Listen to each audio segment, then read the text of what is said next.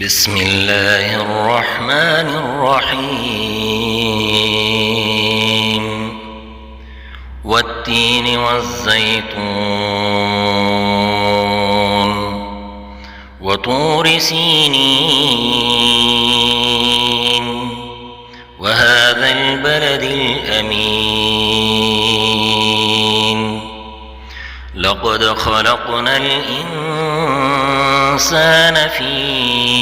أحسن تقويم ثم رددناه أسفل سافلين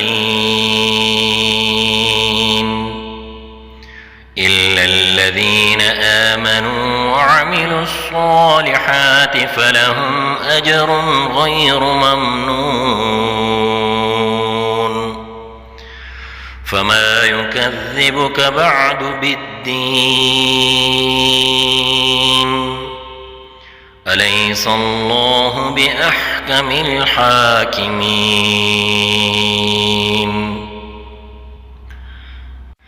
بسم الله الرحمن الرحيم والتين والزيتون وطور سينين وهذا البلد الأمين لقد خلقنا الإنسان في أحسن تقويم ثم رددناه أسفل سافلين إلا الذين آمنوا وعملوا الصالحات فلهم أجر غير ممنون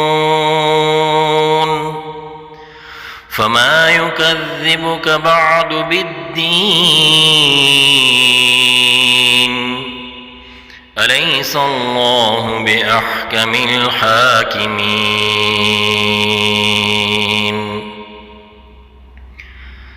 بسم الله الرحمن الرحيم إنا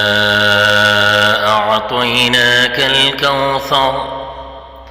فصل لربك وانحر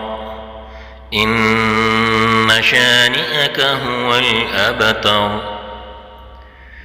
بسم الله الرحمن الرحيم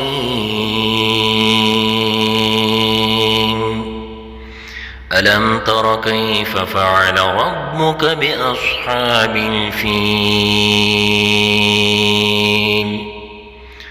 ألم يجعل كيدهم في تضليل